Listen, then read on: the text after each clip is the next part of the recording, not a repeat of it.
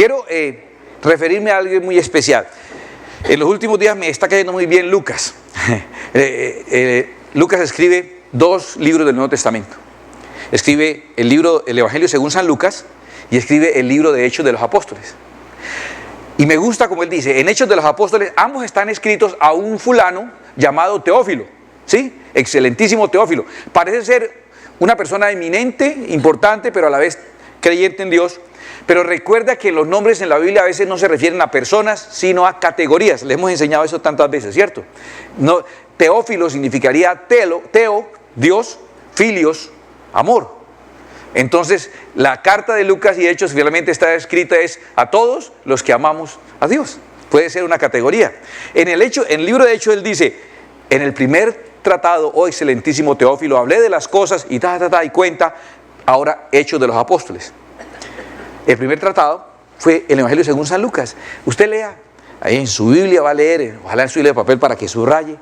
Ahí, Lucas capítulo 1, él empieza diciendo, dice, como ya muchos han tratado de poner en orden las cosas que acontecieron con relación al Señor Jesucristo, dice, me ha parecido a mí hacer una investigación muy exhaustiva para poner en orden todos esos detalles. Entonces Lucas escribe como un biógrafo, y como tiene la formación académica porque realmente es médico, es doctor, como es un doctor para la época, entonces es una especie de científico, una persona capaz de hacer un proceso investigativo, y me gusta mucho que él se ocupa de detalles que los otros evangelistas no ponen, porque él está haciendo es una biografía, una investigación, dando datos muy importantes. Por eso me fascina Lucas en todas las narraciones y de forma particular en esta que ya incluso habíamos empezado a leer. Lucas capítulo 1, y mire en qué se ocupa él como investigador que es. Lucas 1:26 dice, al 6º mes el ángel Gabriel, recuerda que marcamos en Mateo 1:18 que dice que el ángel, pero no decía cuál ángel, y subrayamos y pusimos allá que era Lucas Gabriel, que el Evangelio de San Lucas sí nos dice que en forma específica el ángel que fue a hablar con María se llamaba el ángel Gabriel. Al 6º mes el ángel Gabriel fue enviado por Dios a una ciudad de Galilea llamada Nazaret. Atención a eso. ¿A quién? Mire, a una virgen. Específicamente lo aclara, desposada con un varón que se llamaba José. Mire cómo se ocupa de dar nombres. De la casa de David, la ubicación, y el nombre de la virgen era María. ¿Te das cuenta que está escribiendo es como un biógrafo con todos los elementos? Y entrando el ángel de donde ella estaba dijo, salve, muy favorecida, el Señor es contigo, bendita tú entre las mujeres. Mas ella, cuando le vio, bueno, aquí puedes hacer una línea entre estos reglones, bendita tú entre las mujeres, haz una línea allí con otra interrogación para que recuerdes que lo demás que le han puesto a esa expresión y a esa oración, ¿cierto? Bendito fruto de tu vientre y que mamá de Dios y esas cosas, no está en las Sagradas Escrituras, sino que a alguien le pareció que había que ayudarle a Dios y acomodarla, y le pusieron mamá a Dios entonces de un momento a otro. Pero hasta ahí dice, bendita tú entre las mujeres, hasta ahí termina. Mas ella cuando le vio se turbó por sus palabras y pensaba, ¿qué salutación sería esta? Entonces el ángel le dijo, María, no temas, porque has hallado gracia delante de Dios.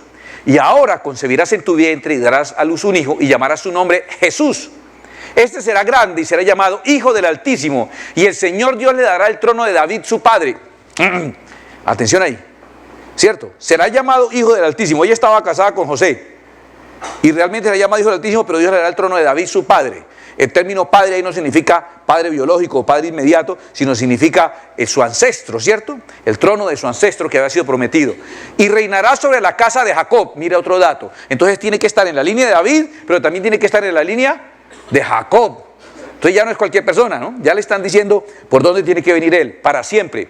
Y su reino no tendrá fin. Entonces María dijo al ángel, ¿cómo será esto? Pues no conozco varón. Respondiendo al ángel le dijo, el Espíritu Santo vendrá sobre ti y el poder del Altísimo te cubrirá con su sombra, por lo cual también el santo ser que nacerá será llamado Hijo de Dios. Lucas, en su investigación, está haciendo énfasis en un detalle importante. Vamos a hablar de algunas de las profecías, unas poquitas, los que nos dé el tiempo, unas poquitas profecías acerca del nacimiento de Jesús, que fueron dadas con mucha anticipación y que ratifican que nadie pudo haber intencionalmente o accidentalmente haber cumplido todos esos detalles que estaban anunciados y profetizados, ¿correcto? Mateo 1 también nos hace mención de esto y menciona quién hizo la profecía. Lucas nos cuenta específicamente que una virgen concibió, para que quede claro que ahí se cumplió esta profecía, la que está en Isaías 7:14. Para que te acuerdes que que está en Isaías 7, y hagas un ejercicio mnemotécnico aquí. Isaías profetiza y escribe sus profecías, o da sus profecías, sus oráculos, en el año 700 antes de Cristo. O sea, esto que le voy a leer lo escribió una persona 700 años antes de que ocurriera.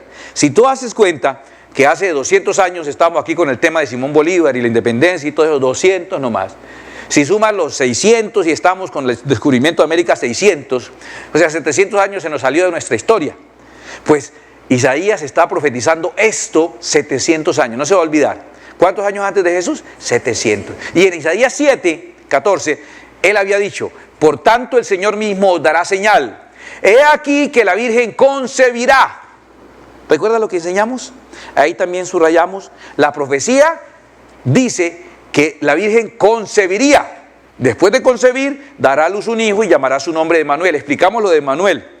La profecía que da Isaías 700 años antes es que una chica, una mujer, queda embarazada sin tener relaciones sexuales. O sea, queda embarazada manteniendo su virginidad. Esa era la profecía. Y pare de contar. La profecía nunca dijo que después del parto mantendría la virginidad, ni después de parir sus otros hijos, ni cuando sea una anciana, ni que después iría a la tumba virgen. Ese cuento también es un añadido de esos que atenta contra la verdad bíblica. La verdad bíblica dice: la profecía sería que la mujer concebiría siendo virgen. Esa sería la profecía. Dará a luz un hijo y llamará a Emmanuel. Emmanuel significa Dios con nosotros.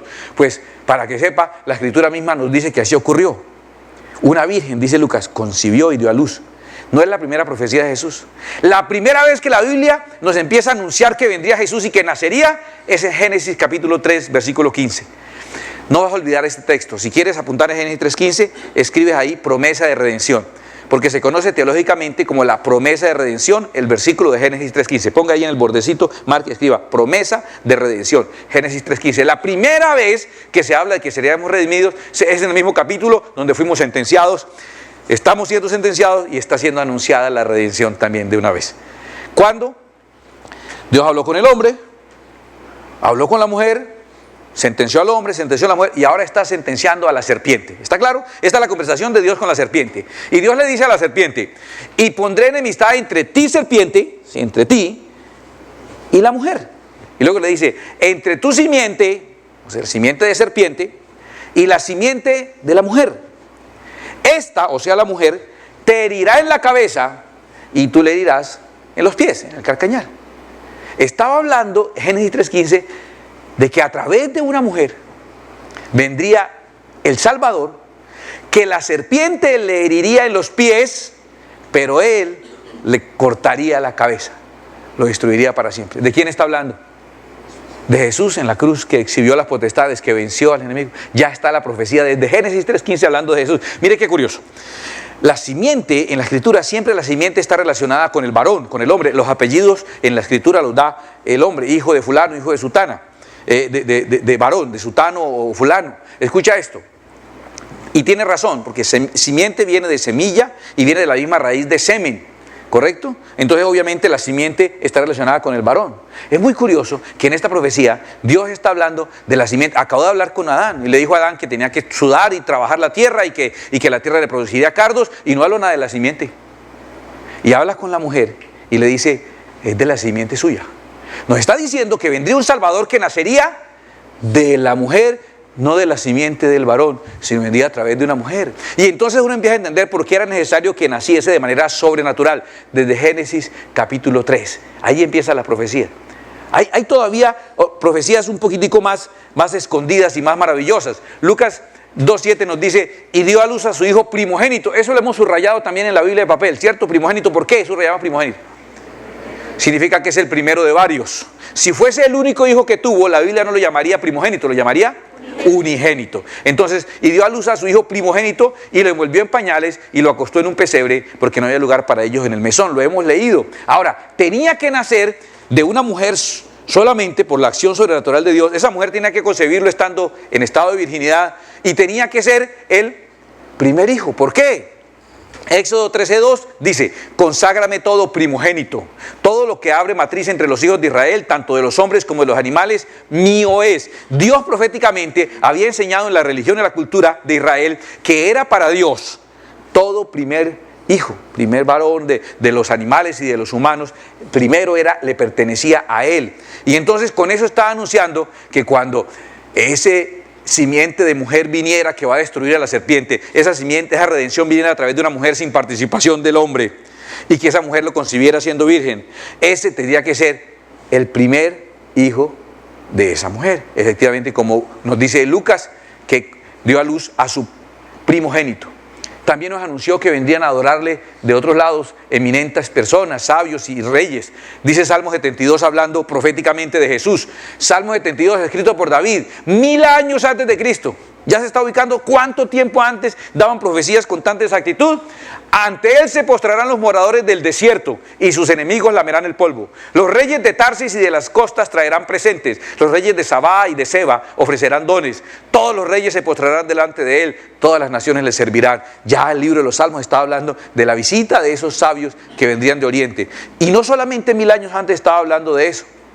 También Jeremías estaría contando, y Jeremías es del tiempo más o menos de un poco más reciente, de 600 años antes de Cristo, pero 600 años es un montón, como el descubrimiento de América a hoy. Que alguien del descubrimiento de América en esa época hubiera escrito algo con relación a plenitud de vida, y que dijera, y que vendrá una obra de teatro disfrazados de ángeles, y que no sé qué tal, y usted, wow, eso lo escribieron los que irían con color en el barco, pues sería totalmente sorprendente. Pues esa es la distancia que hay entre los que escribió Jeremías acerca de la matanza que hizo Herodes cuando le tomaron el pelo los sabios de Oriente y no le mostraron el camino.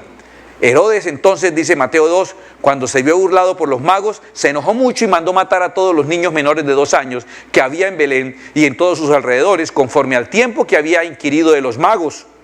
Entonces se cumplió. El mismo evangelista San Mateo nos dice que allí entonces se cumplió lo que fue dicho por el profeta Jeremías, cuando dijo, voz fue oída en Ramá, grande lamentación, lloro y gemido, Raquel, la tumba de Raquel, Belén, toda esa región, cerca de Jerusalén también, que él llora a sus hijos y no quiso ser consolada porque perecieron sus hijos, los niños pequeños que fueron masacrados. Dice Mateo que se cumplió ahí esa profecía, otra profecía más exacta. Una de las más importantes profecías con relación a Jesús es el linaje. Recuerda que nos dijo hijo de David, tenía que ser de la descendencia de Jacob. Había un linaje que estaba establecido. Desde Génesis por allá 12, Dios habló con Abraham y Dios le dio una promesa a Abraham, Génesis 12, y luego la repite y la confirma en Génesis 22. Dice el 22:18, en tu simiente, ahora sí le habla de la simiente del varón, porque la simiente es del varón, en tu descendencia, le dijo a Abraham, serán benditas todas las naciones de la tierra por cuanto obedeciste mi voz. Escuche, de la descendencia de Abraham, habría alguien que sería bendición, ¿para quién?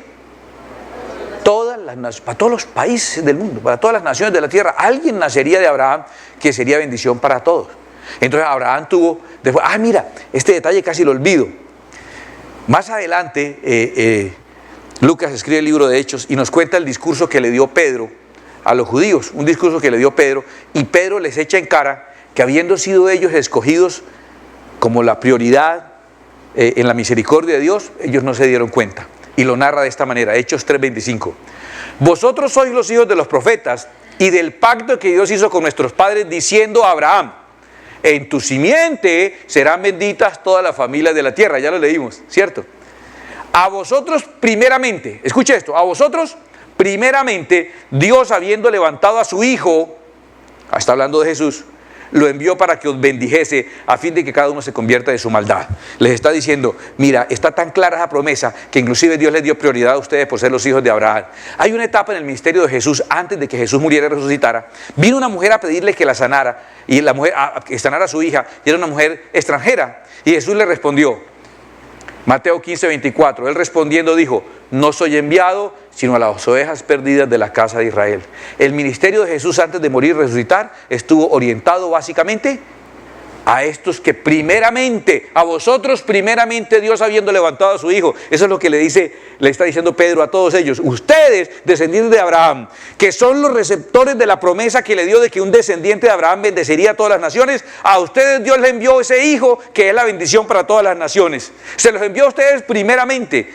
Y la vida de Cristo nos muestra que Él primeramente fue a ellos. Después de que resucitó, sí dijo: toda potestad me da en el cielo y en la tierra, por tanto de hacer discípulos, ahora sí, a todas las naciones. Pero la prioridad durante el ministerio de Jesús fue para los descendientes de Abraham. Se estaba cumpliendo esa promesa también. Entonces tenía que ser un hijo de Abraham. Pero ¿recuerdas que Abraham tuvo más de un hijo? Tuvo 2 hijos. El primero lo tuvo con la esclava, por sugerencia de la esposa. Se llamó Ismael. Y el segundo lo tuvo con la esposa. Ese segundo hijo es Isaac. Ahora mire lo que Dios le dice en Génesis 26, el versículo 4. ¿Qué le dice Dios a Isaac? Vamos a seguir rastreando, como si fuéramos Lucas también, vamos a seguir rastreando, hacerle el seguimiento, la investigación, ¿cierto? Toda esa investigación forense que le estamos haciendo legal a la promesa de Dios. Mire la promesa, se la dio a Abraham. Mire donde aparece de nuevo la promesa, pero ahora Dios le está hablando a Isaac y le dice: y todas las naciones de la tierra serán benditas en tu simiente. Entonces ya están encontrando por dónde iba la bendición. ¿Era Ismael? ¿Podía ser Ismael el hijo de la esclava? Podía ser.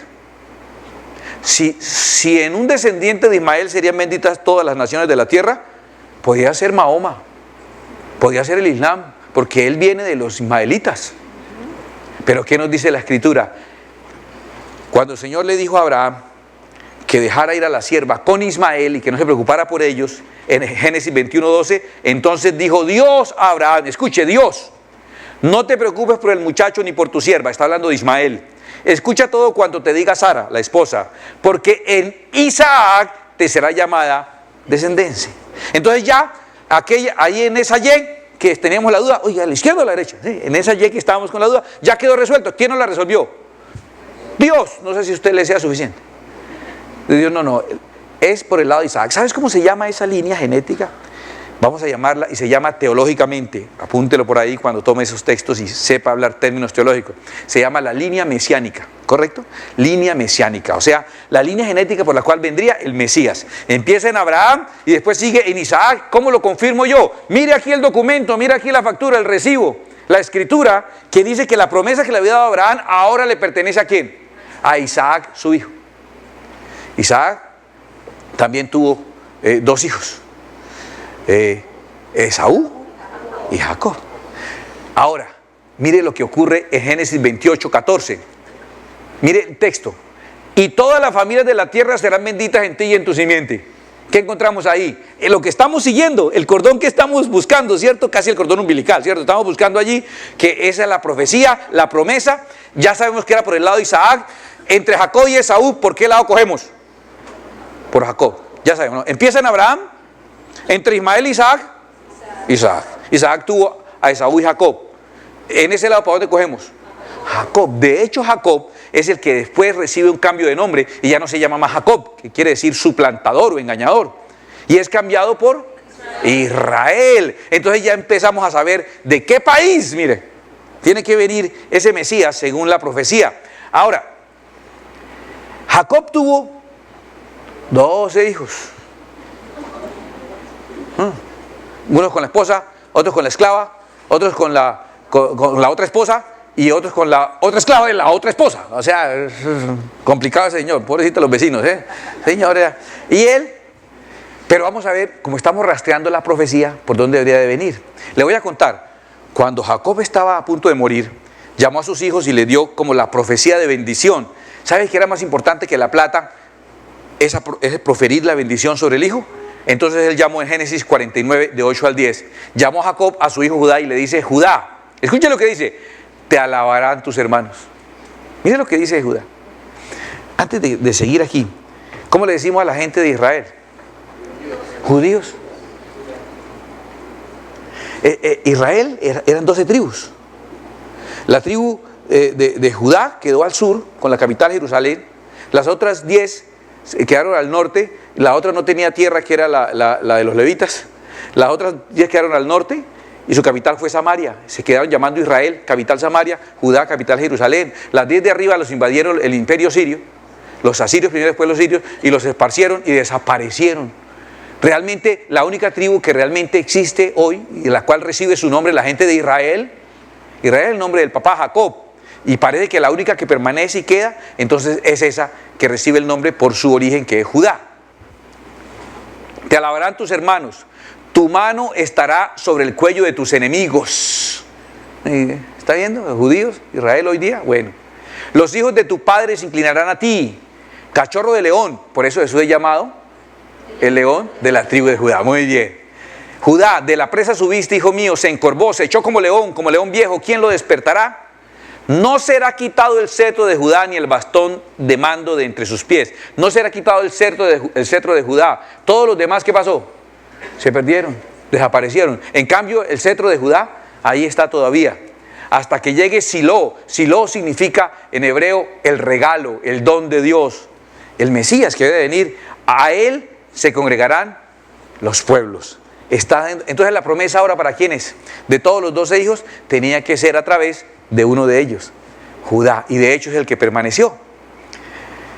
Mateo, que da la lista de la genealogía de Jesús, empieza diciendo: Abraham engendró a Isaac, Isaac a Jacob, y Jacob a Judá y a sus hermanos. Nos está diciendo a través de quién viene la línea genética. En el libro de Hebreos, más tarde inclusive lo usan como argumento, Hebreos 7:14, dice: porque sabido es que nuestro Señor vino de la tribu de Judá, de la cual nada habló Moisés tocante al sacerdocio. Entonces, mire, ya sabemos, tenemos ahí a Abraham, Isaac, a Jacob, de las 12 opciones, ahora ni siquiera es una Y, es un reguero ahí, de una telaraña. De ahí sabemos que es Judá. Tenía que ser alguien que viniera proféticamente por esa línea genética. Entonces tenemos ahí a Judá. Resulta que más adelante, descendiente de Judá, viene un señor Isaí, un don Isaí, que vivía en una región que se llamaba Belén. Isaías, 700 años antes de Cristo, nos habla de Isaí, en el capítulo 11, versículos 1 y 2, y dice: saldrá una vara del tronco de Isaí, un vástago retoñará de sus raíces y reposará sobre él el espíritu de Jehová. Le voy a contar, esta profecía es tan exacta que cuando Juan el Bautista estaba predicando, los que creían en la predicación de Juan el Bautista le dijeron: ¿y cómo sabemos cuál es el Mesías? ¿Cómo vamos a identificar el Mesías? ¿Sabes qué le dijo Juan el Bautista que era la manera de identificar al Mesías? Él dijo: sobre quien repose el Espíritu de Dios y permanezca sobre él. Por eso cuando el Espíritu vino sobre Jesús, fue claro para él y para todos sus discípulos. Por eso se sumaron a Jesús. Por eso los discípulos de Juan el Bautista fueron transferidos y se hicieron discípulos de Jesús, porque era la señal que estaba escrita 700 años antes, que un descendiente de Isaí, alguien que naciera de esa genética y de ese lugar, recibiría el Espíritu Santo, y ese sería el Mesías. Ahora, Isaí es nada menos nada más que el papá del rey David, y ese es el que se hará rey, y el reino, ese es el que heredará el Mesías que ha de venir. Isaías, 700 años antes, 9:7, dice: lo dilatado de su imperio y la paz no tendrá límite sobre el trono de David y sobre su reino, disponiéndolo y confirmándolo en justicia, en juicio y en justicia desde ahora y para siempre. Un reino, tomará el reino de David y lo convertirá en un reino sin límites y sin tiempo, en un reino eterno. Todos esos datos nos dan acerca de este personaje. Y si no fuera suficiente, Miqueas es contemporáneo de Isaías, por ahí una década menos, pero por ahí cerca del 690, 700. Miqueas dice lo siguiente, escuche: pero tú, Belén Éfrata, pequeña para estar entre las familias de Judá. ¿Dónde queda Belén? En la tribu de Judá, ¿correcto? De ti me saldrá el que será Señor en Israel, y sus salidas son desde el principio y desde los días de la eternidad. Esto está programado desde la eternidad misma, que habría de nacer, ¿dónde? Belén. ¿Por qué? Belén es la ciudad donde vivía don Isaí. Belén es la ciudad donde nació David, ¿correcto? Aunque él después toma Jerusalén y convierte Jerusalén en su pasión y en su principal ciudad, sigue siendo de donde nació, sigue siendo de Belén. Y entonces la profecía de Miqueas, 590, 600 años antes de Cristo, dice: el lugar donde iba a nacer el Mesías, y tenía que nacer ahí. Qué cosa tan maravillosa, qué exactitud. Y así exactamente tenía que cumplirse. Sin embargo, esa casi nos la tiramos. El ángel Gabriel por poquito se descacha en esa profecía. Se le dañó el GPS. Mire que sí. Lucas 1:26 dice: al sexto mes, el ángel Gabriel fue enviado por Dios a una ciudad de Galilea llamada Nazaret. Miren Nazaret, ¿dónde está? Este es Nazaret. ¿Dónde debía nacer el Mesías? Según Miqueas, debía nacer en Belén. ¿Sabes dónde es Belén? Mire, aquí está Belén. Como 150 kilómetros más abajo. Mire. Y él fue enviado a Nazaret. ¿Qué va a hacer a Nazaret? Usted sí, ¿qué va a hacer de Belén? A una virgen. Ah, porque es que debía nacer de una virgen, desposada con un varón que se llamaba José. Pero ¿qué pasaba con ese señor? Era de la casa de David y el nombre de la virgen era María.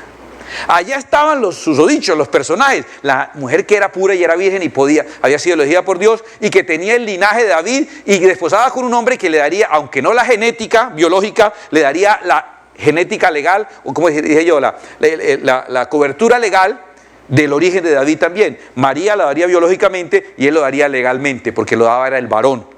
Él de la tribu, también descendiente, dice la escritura, de la casa de David. Pero están por allá en Nazaret. ¿Tiene que pasar algo? Sí, algo pasó. Lucas 2:4 dice: y José subió de Galilea, o sea, desde aquí, Galilea, en Nazaret, donde estaba, en Galilea, a la ciudad, de la ciudad de Nazaret a Judea, esta es la provincia de Judea, a la ciudad de David, que se llama Belén.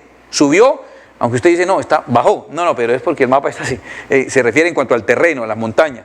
Subió, dice que se llama Belén por cuanto era de la casa y familia de David. Ah, estas eran las personas, pero estaban donde no era. No importa, como la profecía es tan exacta, él subió hasta aquí y vino hasta Belén. Qué cosa tan maravillosa. ¿Te das cuenta que inclusive estando fuera del lugar, eso no te da esperanza a ti? ¿No te da confianza? ¿No te da sentir que las promesas de Dios son en el sí y en el amén y se cumplirán? ¿No te da garantía de que Dios no está hablando por hablar? Él no es como nosotros. Si Él dijo, lo hará, dice la Escritura. Él dijo y lo hará. La promesa que ha recibido del Señor, respira tranquilo esta noche. No, pero es que mi familia, no sé qué más, mi esposo, mi esposa, mi Dios. Bueno, la Escritura dice, cree en el Señor Jesucristo y serás salvo tú y tu casa. Así que el problema es de Dios, el problema tuyo es creer, tú crees. El resto, yo no sé, ese problemita lo resuelve Él. Él se encargará de salvarlo. Tu hijo anda como perdido, como desordenado. La Escritura dice que del oriente traerá tu generación, del occidente te recogerá, traerá a tus hijos de lejos. No se olvidará del pacto que ha hecho contigo. Respira profundo. Las cosas no se ven así, pero Él sabrá guardarnos. Incluso cuando la Escritura dice que nos guardará de la hora de la prueba que vendrá sobre la tierra, tranquilo, respira tranquilo. Él no está hablando por hablar. Sus promesas son tan exactas que si tiene que mover el mundo entero para cumplirte, lo mueve y te cumple. Él es fiel. Los hizo mover. Todas estas profecías, apenas una pequeña muestra de todas las profecías que se cumplieron en el nacimiento de Jesús, en su primera venida como hombre. Pero yo quiero leerte los versículos anteriores a este, de Lucas 2:4. Permíteme leerte los anteriores. Nos cuenta por qué José hizo eso. ¿Qué método utilizó Dios para mover las circunstancias y hacer lo que se ubicara donde lo necesitaba? Me da el favor y se me ubica allí porque ahí es que lo necesito. Dice, aconteció en aquellos días que se promulgó un edicto de parte de Augusto César, romano, Augusto César. Ya les he dicho que César es Kaiser, es una categoría, no es un nombre. Se llamaba Augusto y César era su categoría. Romano, porque era el imperio dominante, ¿cierto? ¿Quién dio la orden? Augusto César. Que todo el mundo fuese empadronado, o sea, ir al lugar donde nació. Este primer censo, escuche esto, se hizo siendo Cirenio gobernador de Siria. Es muy chistoso, ahora le explico por qué. E iban todos para ser empadronados cada uno en su ciudad. Y entonces ahí no entendemos. Y José subió de Galilea, de la ciudad de Nazaret a Judea, a la ciudad de David, que se llama Belén, por cuanto era de la casa y familia de David. Ah, es que hubo un censo. El censo hizo mover a toda la gente de Israel, ¿correcto? ¿Está entendiendo? Lo ordenó el imperio romano. ¿Está muy claro? Augusto César. ¿Lo tienes claro? Aquí hay un detallito curioso que está puesto ahí y uno dice como, ¿por qué? Siendo Cirenio gobernador de Siria. O sea, perdón, se están moviendo los de ¿dónde? Los de Israel. Por orden de Roma. ¿Qué tiene que ver?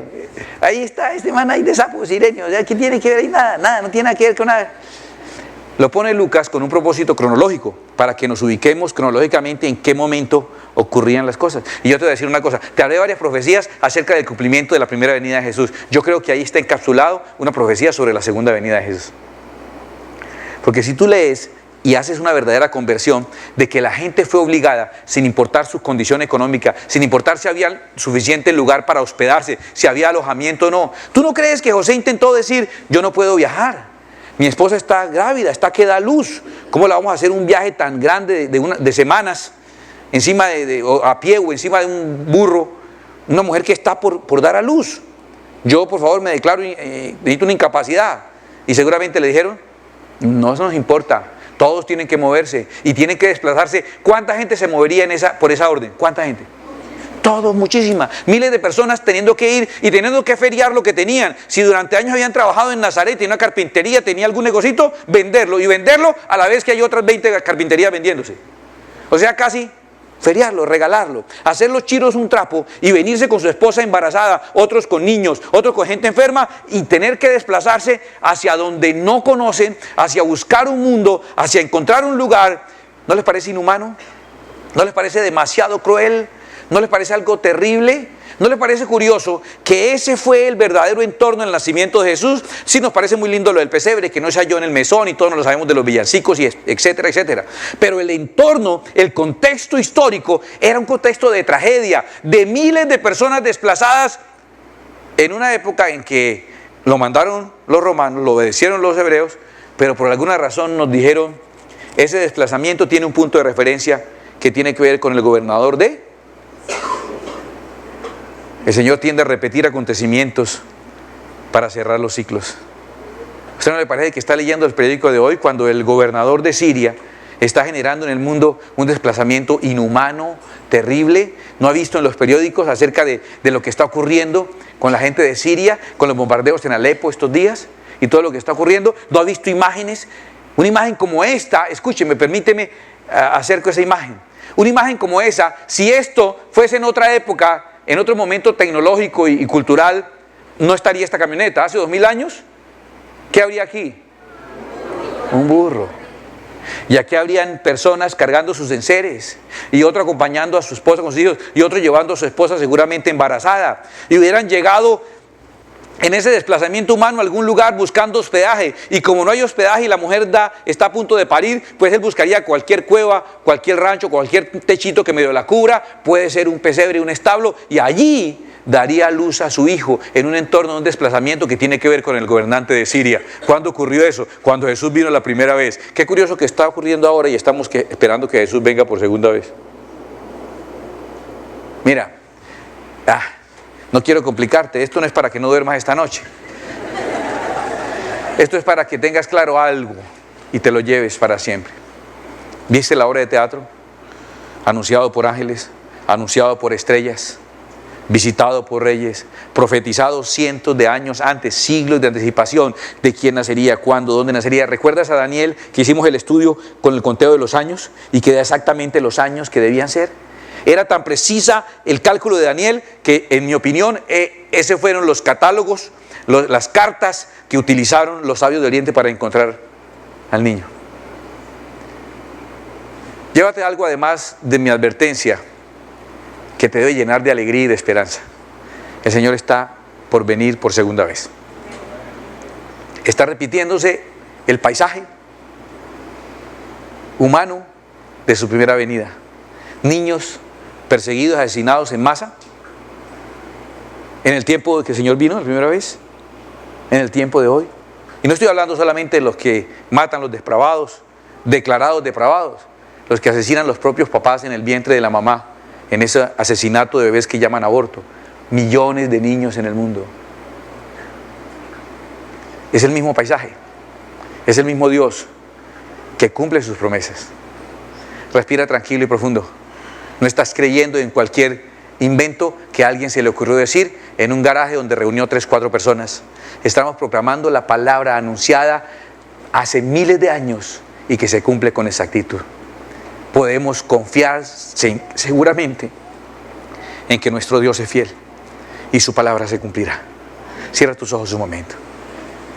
Yo voy a pedirte hoy que le des gracias a Dios porque su palabra es fiel, porque envió a su Hijo para salvarnos. Pero voy a pedirte un favor más, disculpa que lo haga.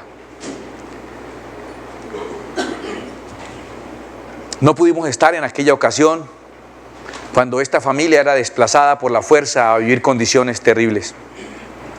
Pero estamos viviendo el hoy.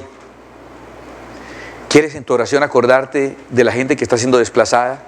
De los cientos de cristianos que están siendo asesinados, de los bombardeos en Alepo que están matando a los de un lado y a los de otro, de la gente que está siendo secuestrada por Boko Haram, degollada por ISIS por ser creyentes en Cristo. ¿Quieres en tu oración de hoy decir: Dios, tú eres fiel, cumples tus promesas, has sido bueno con nosotros, en medio de las circunstancias que nosotros tenemos, tú nos has guardado? Hoy le tememos más que a la maldad del mismo diablo, a la maldad del hombre. Pocas personas salen a la calle teniendo miedo que el diablo los pique con un trinche, o teniendo miedo que se les aparezca el diablo. Pero todos salimos asustados, que nos atraquen, que nos hagan el paseo millonario, que nos den escopolamina. Le tememos más a la maldad de los hombres que a la maldad del diablo. Creo que lo hemos superado, que lo hemos dejado sin empleo. Qué humanidad tan dura. Lo mejor que Dios puede hacer, una humanidad que se ha degradado tanto, en la que miles y millones de personas son perseguidas, miles de niños son asesinados por la avaricia de hambrientos de poder, que no les importan lo que valen las personas. Lo mejor que puede pasar en este momento es que el Señor venga por su iglesia.